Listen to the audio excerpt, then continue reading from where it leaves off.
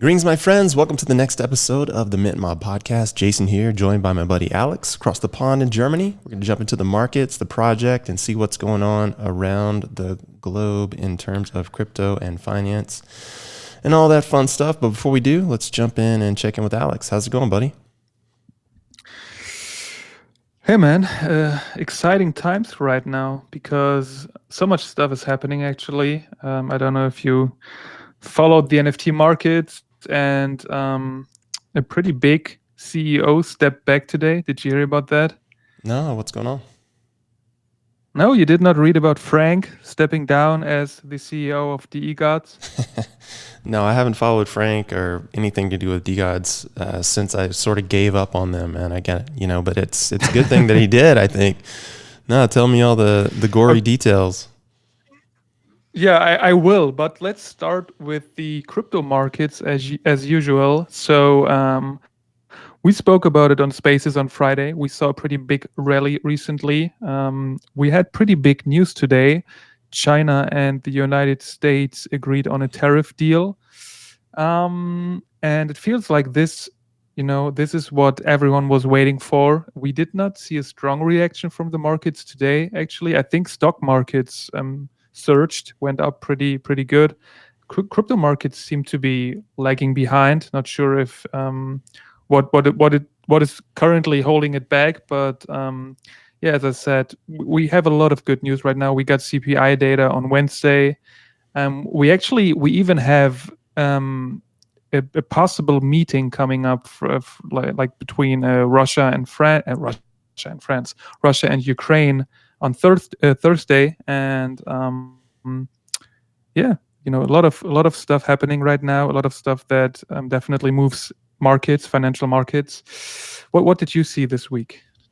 A lot of the same stuff. We had the Fed meeting where they kept interest rates the same. I think that was last week. Mm-hmm. And I kind of expected them to either keep it the same or drop it, like a small percentage, maybe a quarter point, a small number of basis points. So they kept it the same. That created some certainty. There was a lot of, talk in and around trade deals and this kind of thing. And then I was looking at some of the trade deals, and it looked like there were already companies that were exempted from them, like, for example, the whole China thing, which is kind of funny. Apple was exempt from the tariff for some reason. So like all the iPhones were coming in unaffected. You had toy companies, lots of toy manufacturers were up in arms about the tariffs. And they were, lobbying Congress for exemptions as well, because obviously it's toys for the kids, blah, blah, blah. But, all the stuff that's manufactured in China, I think this is just proof to, the idea that, all of this stuff was just designed to bring people to the table to communicate, to see if we could negotiate better deals.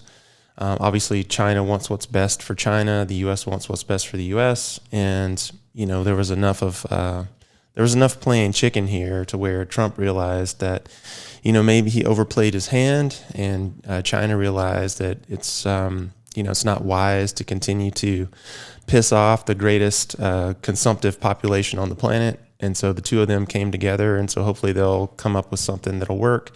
I think the deal that they struck was temporary, so we'll see where that goes.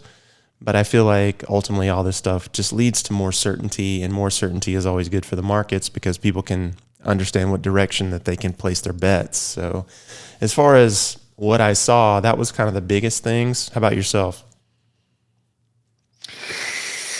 Yeah, pretty much the same, actually. What's going to be interesting is that, as I said, it looked like the whole world was waiting for an agreement with the tariffs.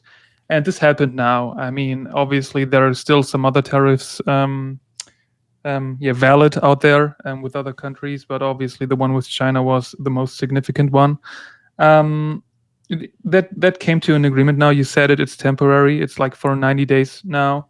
We will see what happens. But in the end, the question remains, like, what's next? Because I feel like in the crypto markets, it's always a wait for something to happen. People always have to wait for something, whether it's the halving, whether it's the election, whether it's the ETF approval. People have been waiting for something every time. Mm-hmm. And right now, it looks like most of the bullish stuff is done. Obviously, we still waiting for interest rate cuts.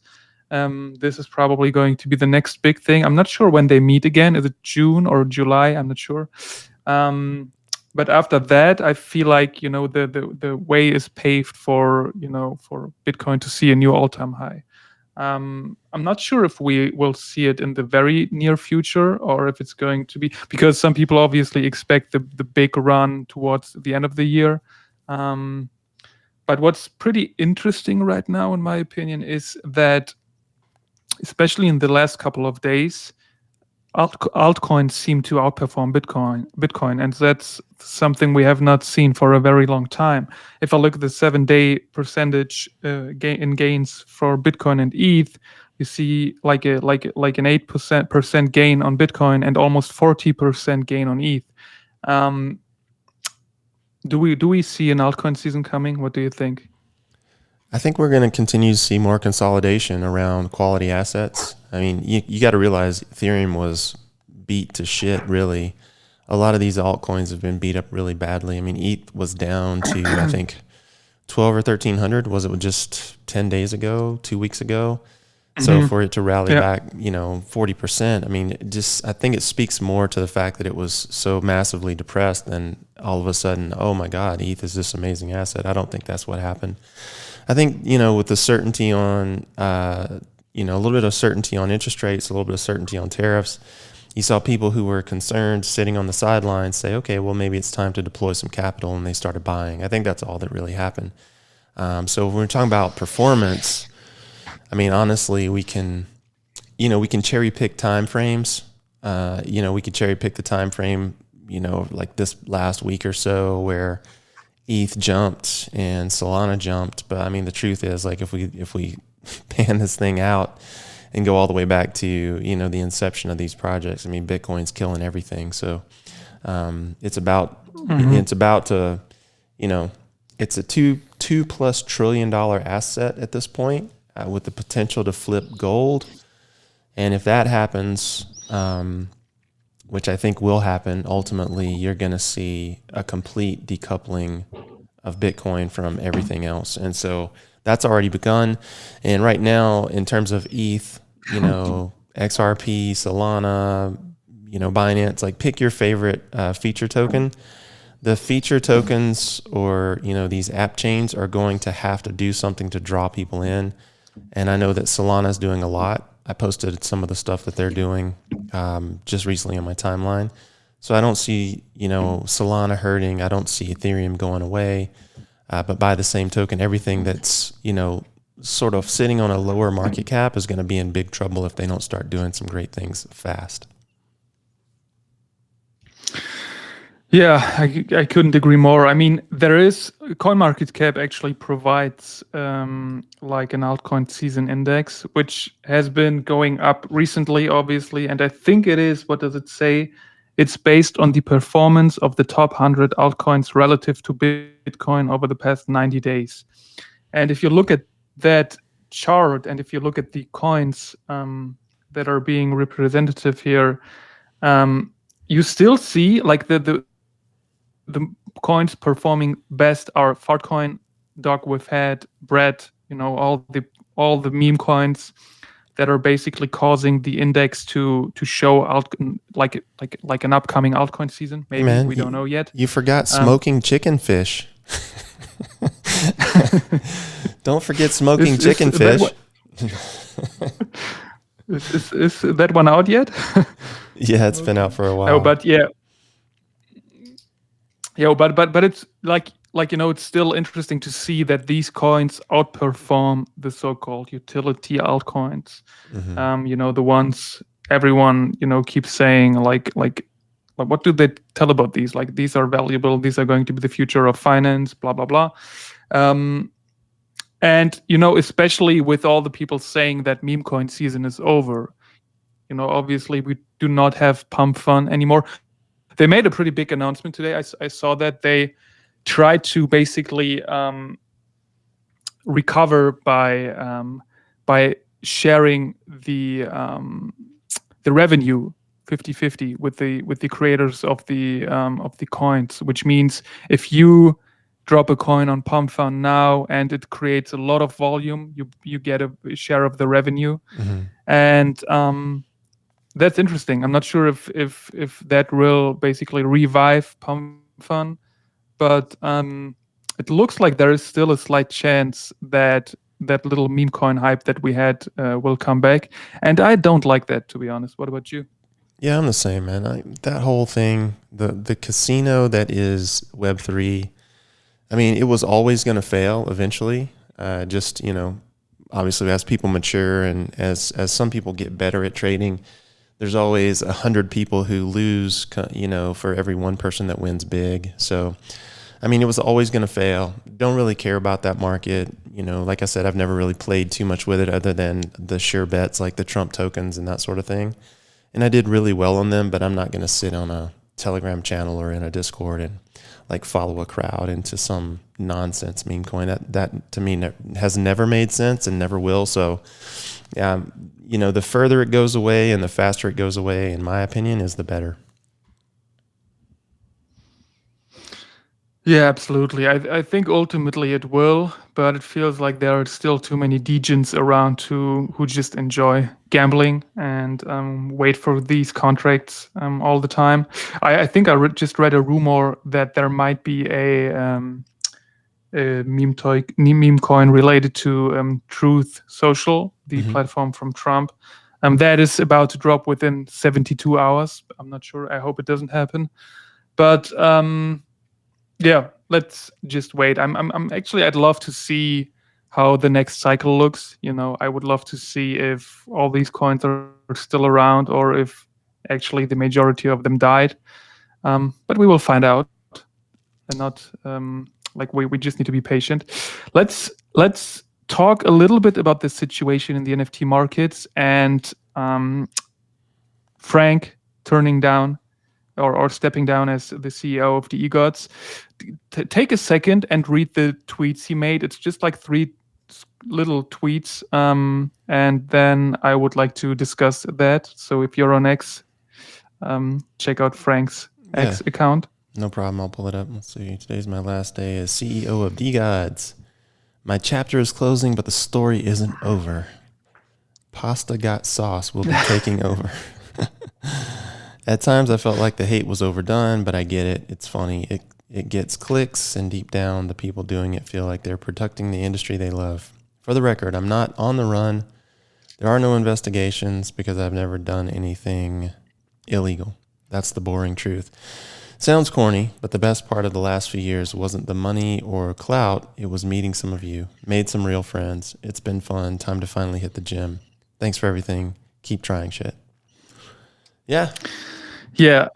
And when I read that, I felt like, okay, what do we think about that? I mean, in the end, he did not really give a reason why he steps down. He's not really saying something like, I don't know, I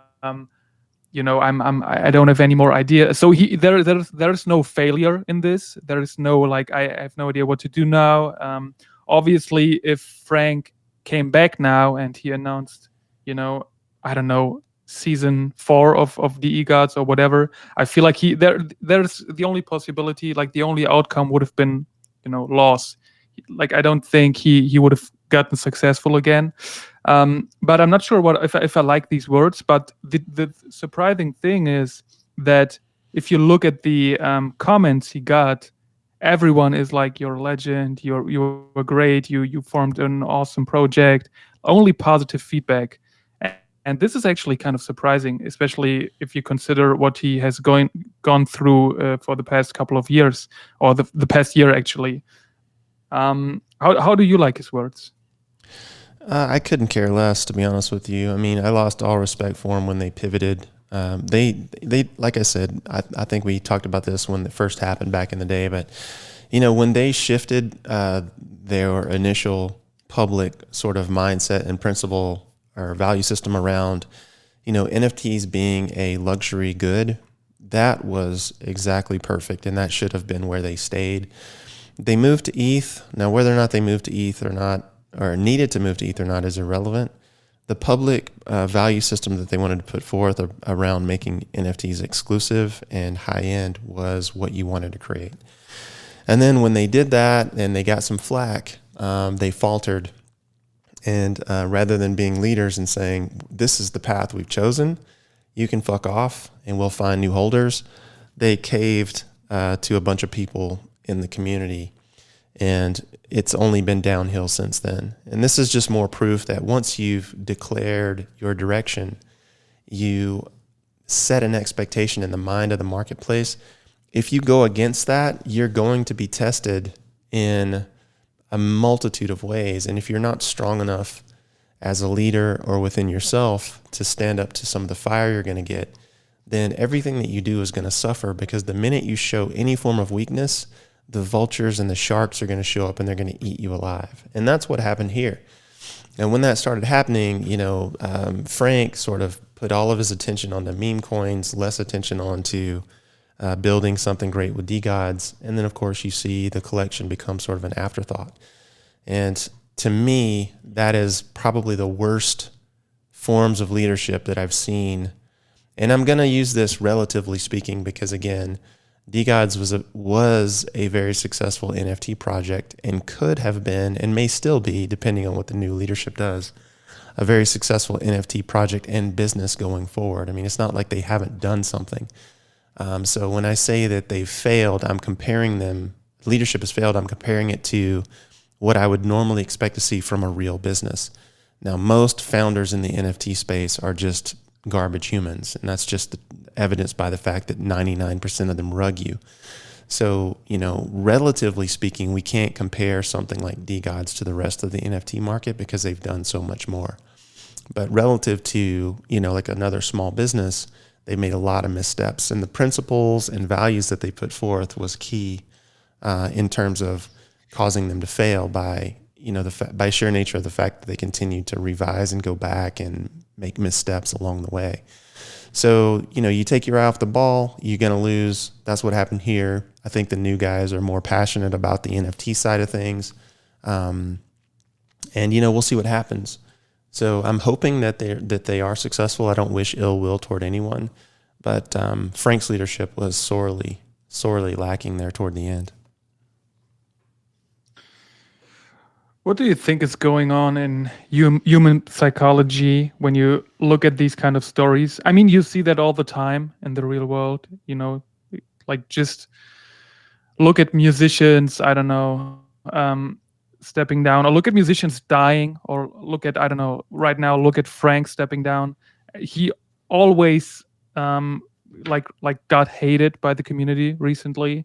And once you basically step down and quit, people start calling you a legend, love you.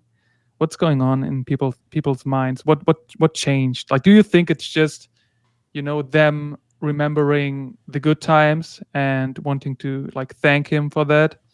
But like to me, it did not make sense to see all that feedback.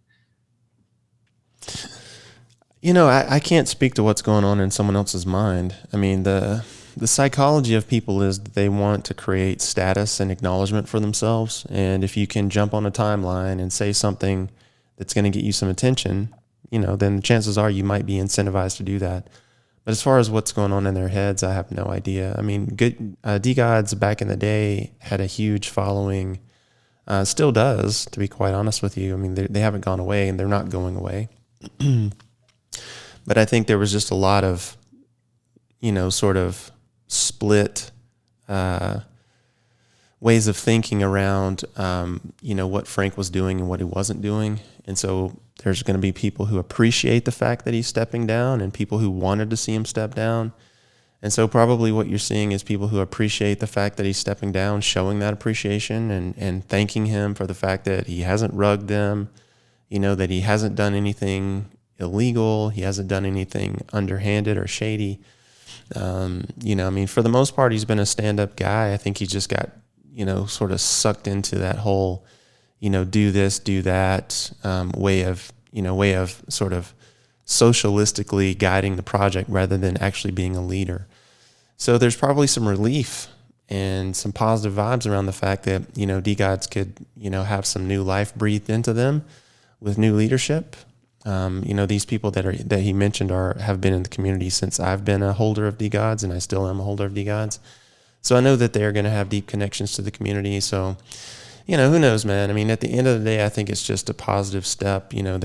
Frank took it as far as he could take it. And so I think it's a mature, and it's the right thing to do to have him sort of step aside and see if someone else can take it further.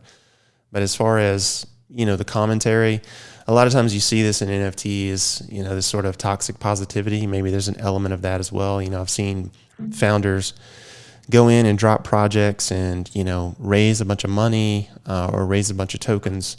And then, weeks later or a couple months later show up and say, oh, I need to take a mental health break or this or that or the other thing. And I need to step away and blah, blah, blah, blah, blah, and, people will show up and they'll be like, oh yeah, that's so good for you. Completely forgetting the fact that this person is just rugging them in a nice way. So, you kind of see a lot of that sort of toxic positivity rather than someone saying, listen, man, you made commitments and you're not keeping those commitments. And, the truth is, hey, if you need a mental health break, take a mental health break. But that doesn't mean you need to stop forever. Let's get back. Let's go, So I think there's a lot of that, and of course, NFTs being more of a younger population or sort of a middle-aged population. I mean, there's been a lot of push toward people not being held accountable, or held capable to the standards and the sort of commitments that they've been put forth or that they put forth to want to keep, and so there's cultural norms around, saying certain things to people. It could be a myriad of different things, but ultimately just, I think it comes down to some combination of toxic positivity, wanting to be recognized, and then, of course, maybe some relief. And maybe some combination of those three things is probably what I see. How about yourself? Well, I feel like the question is, would there ever be a possibility of Frank staying the CEO and making it successful again? Because I feel like, if you attracted people back then and, basically define your project as a luxury good or as luxury goods, and basically attract people who just care about financial gains and always start complaining once prices go down. Because I feel like, back then it definitely felt like Frank was trying to do whatever people suggested, especially probably going back to Solana, for example. Obviously, once he started bridging to ETH and Polygon, I mean, in my honest opinion, I'm not even sure if the drop of the Utes was a good idea. But in the end, the bridge and after he did that and realized, all right, that might have been a mistake. All right, I'm listening to the people and I'm going back to Solana, and then starting another season all the time. People started disliking the art, and all of a sudden you're at this point where it feels like whatever you do is wrong. And this led me to the question, like, what is there anything he could have done to make it successful again and keeping the CEO? I'm not sure, to be honest. Like, I feel like there were a lot of mistakes done. I feel like a reset could be a good thing for DE Guts, but in the end, I'm not in the position. I do not hold a DE Guts, so I'm not sure if I can basically feel what they feel.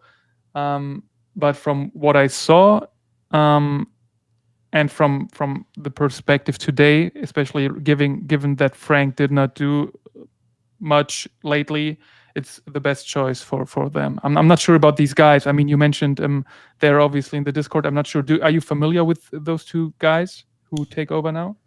Yeah, I don't know them personally. I just know them from being around the community a little bit. Mm-hmm. But yeah, I mean, do you feel like they were good guys or competent or whatever? I feel like they're more committed to what the original DGod's vision was than than others. They've held roles inside the organization before, so this isn't really anything new. I mean, they've been part of the team helping, and they know Frank personally, of course, and have worked with him. So, I mean, at the end of the day, I feel like it's Frank is such a polarizing figure now because of all of the things that he had to sort of put himself through, or chose to put himself through, with the direction change and with being public about it and doing podcasts and interviews and all the rest of it, that, I mean, on some level, removing his personality is a good thing, because now you can just focus on the project itself, or maybe rebuilding the project itself. And that's probably what they're thinking, just because of the, bit of negative sort of energy that's been thrown at him. That's all a distraction, especially if you're committed to building. And we already know that some of the stuff that they've done, whether it was the ETH to Solana bridge and back, or some of the apps that they created, we already know they have some solid developers on board who can do some great things. And if they decide to do that and build a brand out of it, of what they have, they can do some great things. And it'd be much easier to do that without all the distractions, without all the meme coin nonsense, like Frank basically turned into a meme coin trader there at the end. And that has nothing to do with DeGods, other than the fact that, originally it was just a bunch of degenerate morons who wanted to buy ugly art, right? So, aside from it just being a collection of degens, like, what are you going to do once you've seen that story 1,000 times and you start to grow up? I mean, DeOdds is 4 or 5 years old now, so you got to tell a story that's a little bit more compelling. You got to tell a story that's more relevant to the market as it sits today. And DeGods has done a very poor job of that. So maybe these new guys, without the distractions, can focus more on creating the brand, building it out, focusing on the artwork, focusing on the community aspect of it, and going from there. We'll see. But I mean, honestly, the Achilles heel to a lot of these projects, especially the popular ones, is this whole quote unquote community decision-making nonsense. Good decisions are not made by committee. They are never made by committee. And, a lot of times it's an excuse for failure when a leader sort of abrogates or abdicates his authority and sort of hands off the decision-making to people in the community. And that doesn't mean that people in the community shouldn't have a voice. They should. Obviously, you're there to serve them in some way, shape, or form. But when it comes to operational decision-making and KPIs and, all the rest of the things that actually make a business work, bringing a bunch of people who don't know or understand that stuff to a table and asking them to make a decision is a really bad idea.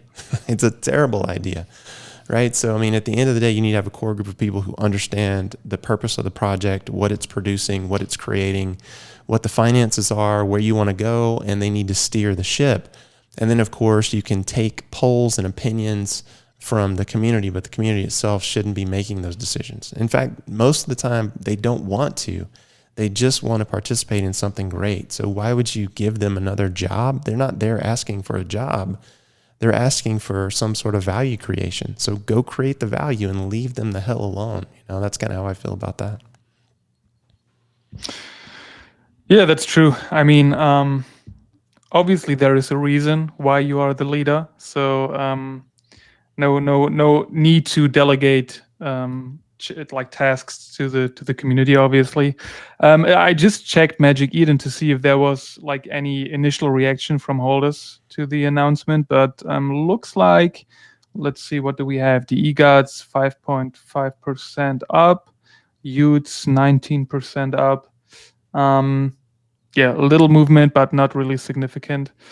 Yeah, but I'm curious to see what these guys do and like what direction the EGOTs take from now. Well, the floor went up a little, yeah. But yeah, I'll follow it. And I mean, the EGOTs is like an OG project, and for some reason, like I feel like they represented Solana NFTs pretty good for some time. Obviously, not recently. But I liked what they represented, like in the early days, as you said. But yeah, let's see where we go from now. Let's jump a little bit into the GoodFellas. And I know we spoke about the Star Wars drop a lot on the last podcast episode and on Spaces, but we had a little, yeah, can we call it surprise drop? It was actually a surprise for many people for Mother's Day. And there is actually a question for you, because I saw that when you made the announcement about the piece, you said that it carries weight for you for several reasons. Would you like to tell me? Sure, I can dive into a few of them. I mean, the truth is, like, you could dive into this concept and spend days and days and days, like, like going through what its significance might be for different people. But basically, the inspiration came from a quote that appears in the movie from 1994, the original Crow movie, which starred Bruce Lee's son Brandon Lee, and Brandon was actually killed in the filming of the sequel. And of course, his father died young as well. So there's kind of like this, perpetuation of kind of weird things happening in the Lee family when it comes to film.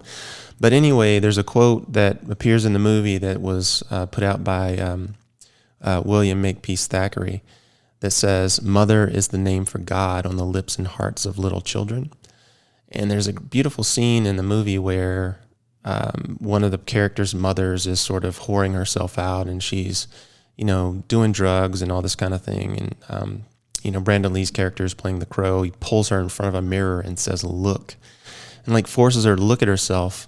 And while he's forcing her to look at himself, he delivers that line, "Mother is the name for God on the lips and hearts of little children." And he uses his powers to like remove the morphine from her veins. Like you see the morphine flowing backward out of her veins. And this is one of those situations where you can look at the power of motherhood, right? And you can see that if you think a child is impacted by a particular idea or concept, that it will always be overcome by the power of mom. Like mom is going to be, the driving force and factor on little children in those initial formative years. And then it becomes dad, and dad takes over and starts teaching empathy to the child. Empathy comes from the father. There's a lot of reasons for that as well. But in this particular scene, you see a fallen mother, like a mother who has completely fucked up her life. She's fucked up her kid's life, and she's created a situation where she is in no position to be mother to anyone. And so you see a male figure come in and eliminate the threat. So in this particular scene, Brandon Lee's character kills, the negative influence, the guy that's kind of whoring her out. He kills that guy and basically gives her another opportunity to become a good mom. And so this is where you see the masculine protecting the feminine, which is the role of masculine. So, we've got a lot of sort of confused people in the world today when it comes to masculine and feminine energies, but the masculine, that protective energy, is exactly what he produces in this particular scene, delivers a concept, and then allows her to leave and go and see what she can do with it. And then in subsequent scenes, you see the mother and daughter like wake up in their shitty little apartment, and the mom that he saved is trying to, make breakfast, and of course the daughter's like, he's suspect, like, "What are you doing? You've never been here. You've never made breakfast for us. Like, why are you even here?" She doesn't even call her mom. She just calls her Darla, because there's just no respect there. So she makes breakfast for the daughter and, puts it on the table. And the daughter is just sitting there incredulous, like, "What are you, mother of the year?" Being a sarcastic asshole because mom has been such an asshole. And so, and then the mom doubts herself, like, "Oh, should I even be doing this? Why am I even trying? Blah, blah, blah." And then the daughter capitulates and is like, no, yeah, I like it that way, kind of a thing, right? So it just shows that, it shows this beautiful sort of redemption story of like the mom getting a second chance, like the masculine protecting the feminine, and then the feminine coming back into the home to try to create abundance for the daughter, to give the daughter an experience that maybe she didn't have as a child. And then there's this whole story of, the daughter sort of having to overcome the fact that, she wants a mother, but now she's having to deal with this person who, has basically done her wrong her entire life. So on a lot of different levels, everyone in life has experienced problems with mom. Mom's been overbearing. Mom's yelled at me. Mom didn't, treat me right. Mom didn't treat me well. But at the same token, none of us is perfect. And so there's a certain amount of, okay, if you've had an issue with your mother, maybe you need to cut her some slack. Maybe you don't know everything that's going on in her life. Maybe you should give her an opportunity, to redeem herself. And there's a lot of lessons in that, whether it's, that masculine protecting the feminine, whether it's the redemption story, whether it's, overcoming yourself and trying to break a habit, which is always very difficult for people. There's so many different levels to that one little bit of the story that, you could just dive into the psychology all day long. But I think a lot of people, when they think of mom on Mother's Day, they think of flowers, and they think of sending mom a cute little pre-formatted card that somebody else wrote that's really totally and completely meaningless, rather than understanding the fact that, hey, your relationship with your mom or your dad or even your significant other has probably been stressed and been stressful, and it's probably not been perfect along the way. But in the course of that evolving relationship, someone has to be the bigger person on the tough times. Someone has to be willing to make amends. And, no one is going to, your mom's not going to stop loving you no matter what. At the end of the day, she still wants to be that person for you, whether she knows how to be that or not. So, yeah, man, it gets pretty deep pretty fast. I remember when you sent me the piece, and I think you sent a link to the scene where basically the quote that you inscribed into the image was shown. I tried to watch it. I was not able to because of restrictions, but I tried to do some research on the movie, and I was kind of surprised when I just went on Amazon, and I was like looking for the Crow movie, and I saw a movie that was rated like, I don't know, I think 3.6 out of 5 stars. And I was like, why is he like making it like an NFT to such a bad movie? And then I saw it like looked like that was a remake that was released last year, like of the movie from The Crow. And then I find the original one from 1994, and I think it's like 3 movies, right? 1, 2. Let's see, 1, 2, 3. Yeah, and I don't know why I've never heard of those, but I'll definitely check it. What about the guitar that he's wearing? Is it like a signature thing of the character? Yeah, for sure. In the original movie, the reason that the character the Crow exists is because the main character, his name is Eric Draven, and he's in a relationship with a girl named Shelley. And Eric and Shelley are planning on getting married, and they have this little apartment in a clock tower. Of course, it's always got to be in a clock tower, right? And they have this really beautiful relationship. They have this beautiful scene where they're, just showing love to one another. And in the opening part of the movie, these 4 people break into the apartment, and they're both killed. So, Shelley is killed. She's raped and killed, and then Eric is killed, and he's made to kind of watch all this, right? And so the whole premise of the story is that, when someone dies, the Crow carries the soul, to the afterlife. But sometimes something so bad happens that the soul doesn't get delivered to the afterlife. And so a year later, you see Eric Draven coming out of his grave with a crow on his shoulder. So the crow didn't deliver his soul to the afterlife, kept him there. And so he's sort of not alive, but he's not dead. And he's going through basically, and he's taking vengeance on these 4 guys who killed him and his girlfriend, right? And in the movie, he's a guitarist. He's a musician. And so there are scenes where he's like playing a sad guitar on a rooftop, right? And so the crow and the guitar are like key visuals inside the context of the story. Well, thanks for spoiling the whole story. You're welcome, man. You're welcome. Need for me to... You've had 30 years to see the movie, dude. I was like, I was basically face palming all the way through the spaces last time when you guys talked about Star Wars, and I was like, oh, thank you for this one, thank you, and now you destroyed the crow for me. But yeah, it's all good.